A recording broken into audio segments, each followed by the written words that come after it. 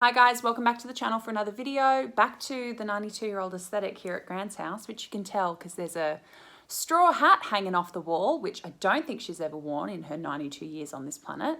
That's how you know you're at Grant's house. Just random clothing items as decoration. Sorry, Gran, she's never gonna see this. So I updated you guys over on the community page here on YouTube and on Instagram, letting you know that last week's video, a response video to Healthy, Crazy, Cool, and his comments about intuitive eating and health at every size was now down, and that I would be coming back to give you an update, which is a really positive and productive update, which I don't think has ever happened in the history of response videos here on youtube.com. So last week I uploaded a video responding to Miles's comments about not only his views of intuitive eating, but his experience with intuitive eating. And within that video, he'd made some comments about health at every size, which I particularly took issue with, based on some opinions that he expressed in a video from 3 or 4 years ago over on Brianna Jackson's channel. A video that I had been sent many times over the years, but refused to make comment on because it just didn't seem like there was any context to make a comment on it until these views of his were expressed about health at every size. The footage that I showed from Brianna Jackson's channel was Miles expressing some fairly concerning opinions about eating disorder recovery and about a particular individual who at the time was 16 and going through recovery from an eating disorder. And I wanted to use that as an example of how a lot of professionals and a lot of individuals feel about people at certain weights, particularly higher weights, as they go through recovery, and some of the outdated, potentially dangerous views that a lot of people hold about eating disorders and weight as it pertains to health, aka the whole reason the health at every size movement exists, which Miles seemed to be taking issue with and seemed to be rejecting outright and saying he completely disagreed with health at every size. So put that video up, and within about a day or so, Miles had responded within the comments, and then to his credit, he reached out to me privately on Instagram and went through in a very detailed way his objections to the video and what he wanted known. And we ended up having a really, really lovely, productive dialogue. That does not happen. I am asked quite often, when you do a response video, do you reach out to that person first privately to say that you've taken issue with a public comment that they've made or a video that they've made or advice or information that they've disseminated? Shouldn't you reach out to them privately? And I have in the past, and nothing productive comes of it. And my response to that is always, I am making a public comment about an already public comment, right?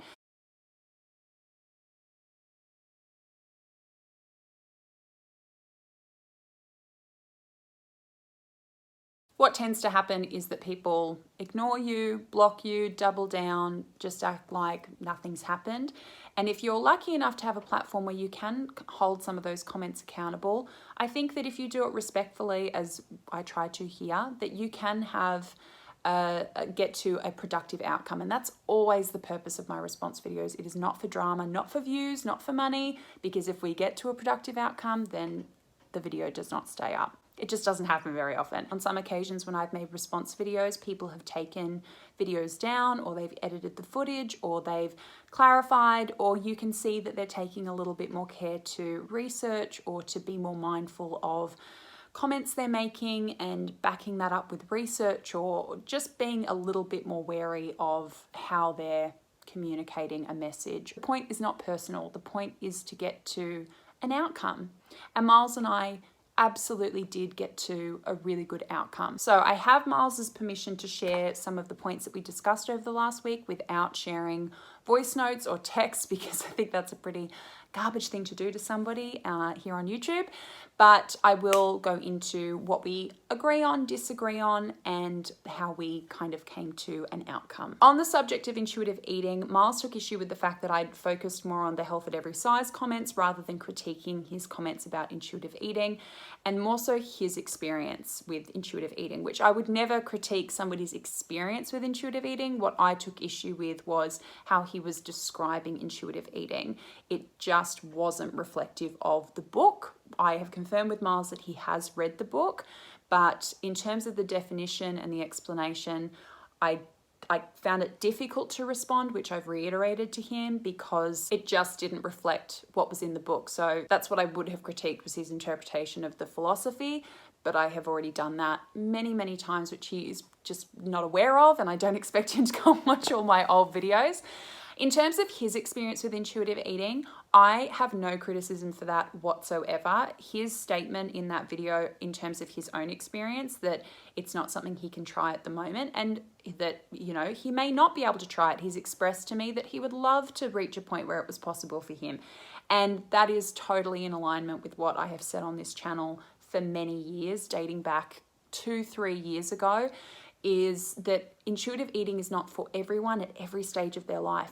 You need to find what works for you. For me, intuitive eating works. I don't want anyone to take up intuitive eating because I took up intuitive eating. I want you to go out and look at every single available option out there and decide what is going to work for you. I think it is so not just irresponsible, but inappropriate for anyone with any eating style belief or an eating style for themselves to ever tell everyone that they can eat a certain way, or more importantly, that they should eat a certain way. I'm not militant about intuitive eating. I've said I want everyone to find what works for them. And Miles is totally entitled to his experience. And yeah, there are certain points, particularly from an eating disorder background perspective, intuitive eating is not going to be productive. And that's something that I've expressed to you guys. It's something I express to clients, because most importantly, if we introduce intuitive eating at the wrong time, it can really influence whether or not somebody can effectively implement intuitive eating at a time when it would be beneficial. Because their experience has been so bad, they're so reticent to try it again at a time when it would be the best time for them to try it. So I absolutely have no criticism of Miles and his personal experience. I take issue with how he has described and depicted the philosophy. Miles and I also discussed his comments about health at every size and his understanding of it. And he is now going to read the Health at Every Size book by Linda Bacon, which is amazing. And again, just so much credit for Miles. He was so open to my recommendation of reading that book and was really enthusiastic about reading it, and expressed to me as well that his understanding of health at every size was kind of that misshapen version that's out there and has really deviated from the original source material, but that he was very enthusiastic about what he terms worth at every size, which is what health at every size is, but he is going to familiarize himself with, obviously, Linda Bacon's book, which will hopefully help him make that connection, that's really what it's about. It's about worth at every size, but it's called Health at Every Size. The third, and I think for Miles personally, the most important point that we discussed over the last week were his previous comments about Julia Boer. And he was very clear about how ashamed he has felt about those comments, how distressed he was that they were still up. For wider context, those comments were on a channel that didn't belong to him, it belongs to another creator, and he'd asked that creator to please take that video down some time ago, and apparently it had not been taken down, but to his knowledge, that video was not still out there. I personally have known it's been up for years because, like I said, I've been sent it quite a few times over the years saying, can you expose this? Like, I'm Keemstar. Like, no, I'm not just here to, put people on blast. That is so not the point. But yeah, it has been up for pretty much the entire time since it was published. I felt terribly for Miles that there was a video up that he believed was down containing comments like that. Miles, like I said, made it extremely clear that he regrets those comments, that he regretted them almost immediately, that they were highly unprofessional given his role as a nutritional therapist working with eating disorder patients. He made it very clear that those comments do not reflect his conduct or his treatment of patients. And he provided some extra context that there had been some kind of squabble going on within the vegan community between his friend Brianna Jackson, whose video it was, where these comments were made, and Julia Boer. And he did not defend himself in that way. He was just providing context and saying that he made the very poor decision to defend his friend in that way, and that he shouldn't have done that. It's also important to note that Miles has privately apologized to Julia on a couple of occasions. That's what he has expressed to me. That was kind of resolved back then with the understanding that the video was down. Totally respect Miles for all of that. The private apology, his request to Browner to take the video down. Where we did differ was that I expressed to him that I thought that a public clarification and apology might be appropriate, given it's not just really Julia who was exposed to those comments, but that video, even without his knowledge, has been up for years, and that other people going through recovery or in a vulnerable state might have seen that footage and been negatively impacted by it. On that, we differ, whether or not that is appropriate. But again, and I'm trying to think of another phrase other than to his credit, and coming up with nothing, but to his credit, he wanted me to express how very, very, very sorry he was to her, how much he does not associate with those comments anymore, that it was from some time ago.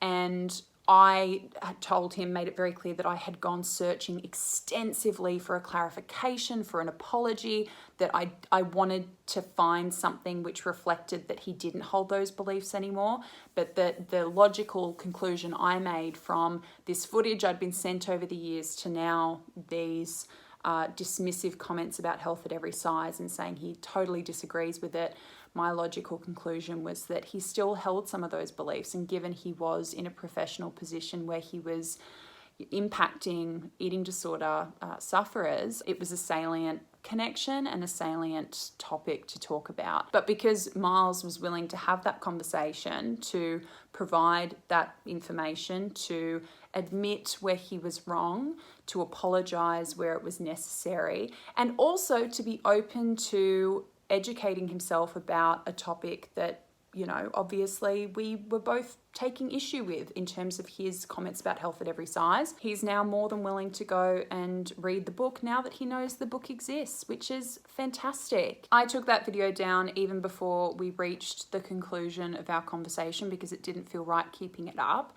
I think I've made clear in this video and even in my previous one that there is a point to making response videos.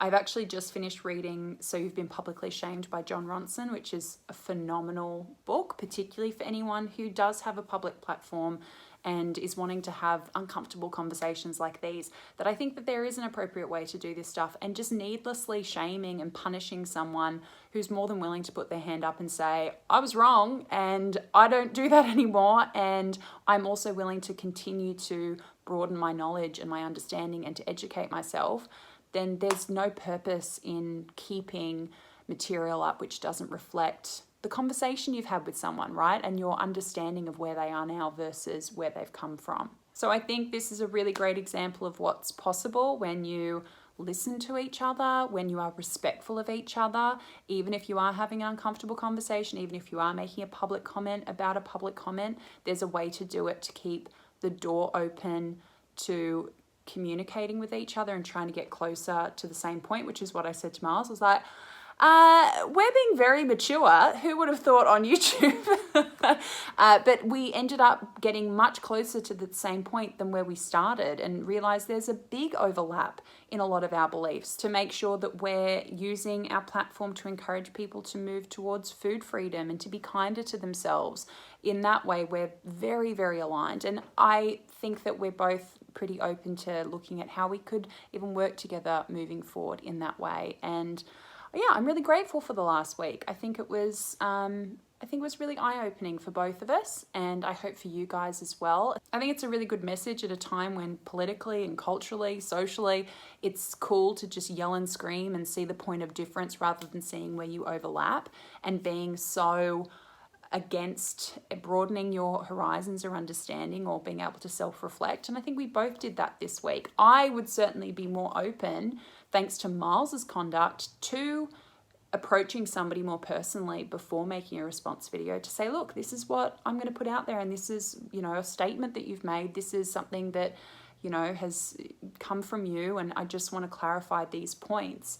That's something that taught me this week, that if you have someone like Mars on the other end, it might end up being a much more worthwhile conversation than just trying to learn from it here in our community. I do just want to pop into the end of this video because I know a lot of you guys enjoyed it last week and got a lot out of it. And a lot of you guys learned a lot about health at every size last week as well. I'm just going to pop in a little bit of footage from last week's video explaining what health at every size is because yeah, I think there's a lot of misunderstandings about that movement out there. Let me know what you guys think in the comments below. Come and find me on Instagram and Twitter under What Mia Did Next. We've actually just started a book club over on Instagram. So if you want to go and check that out, you need to get onto my stories probably right now because this video is going to go up.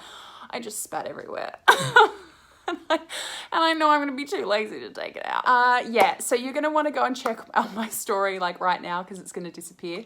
But yeah, we're starting a monthly book club over on Instagram. So please come and join us. Okay, guys, much love. Take care. See you soon. Bye. So I'm going to read an excerpt from this article from the Royal Australian College of General Practitioners, which does a really beautiful job of summarising the key points of health at every size and why it is so important as a movement. That's what I really want to focus on in this video. Health at Every Size aims to promote self-care through addressing health behaviours, acknowledging and tackling weight stigma, and being inclusive of human diversity in terms of body size, ethnicity, sexual orientation, gender identification, and social status.